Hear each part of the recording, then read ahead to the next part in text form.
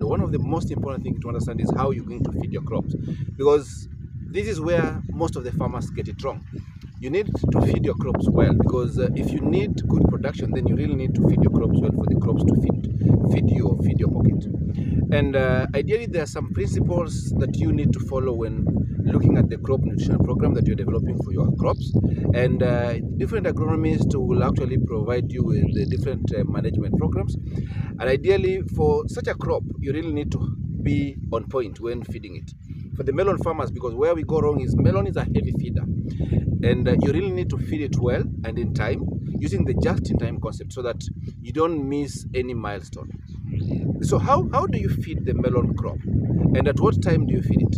One of the rule of the thumb is you need to apply at least 30 to 50% of the nitrogen required by the plant, at least at sowing or just after germination, when the crop is still young, so that by the time the crop is picking up, then it needs to accumulate this nitrogen and take it up, so that in preparation for the other stages.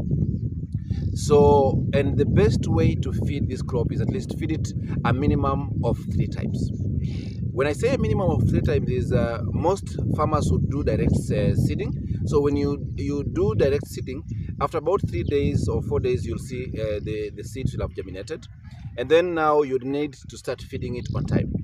You'll start with a solution that has high phosphorus, and then just after about 3 weeks, you need to apply a product that has high nitrogen, and then now you also go to a product that has high potassium. But this doesn't mean that during these other stages you don't need the K and the nitrogen and the P.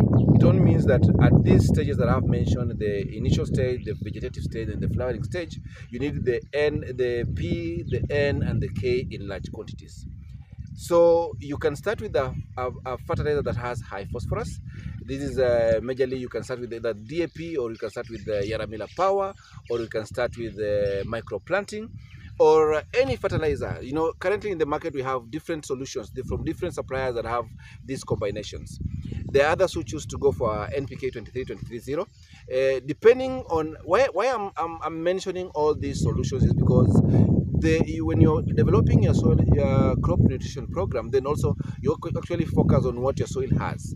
So you'll realize that you need solution A or product A instead of product B, depending also on the soil test report that you may have, for those who have gone ahead and so after the crops have germinated, you apply at least that fertilizer, and then you wait for about 3 weeks, maximum 3 weeks, but minimum we actually, depending on the speed of growth. In the lower eastern, we go within after 20 days or 21 days, 14 to 21 days. We now go with high nitrogen. Majorly we are using CAN or calcium ammonium nitrate or Nitrabo, or we do a premix. We do a blend of the two because of the calcium requirement and the boron requirement by the plant.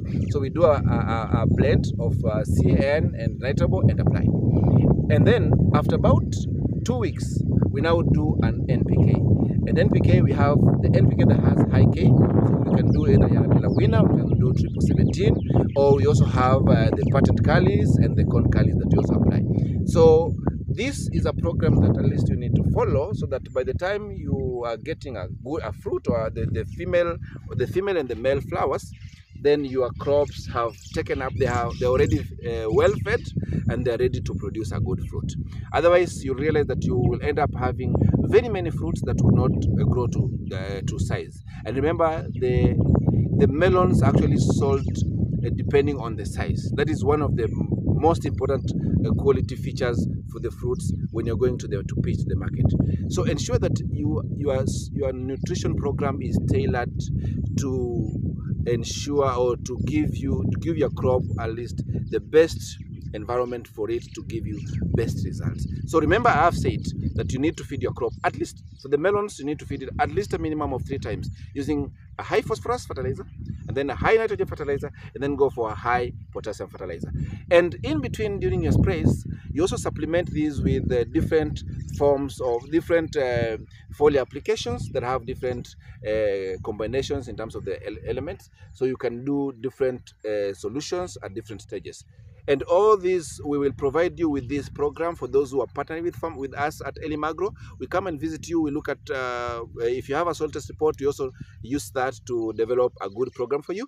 But if you don't have, then also we at least look at the basic and the crop requirements and then develop it for you.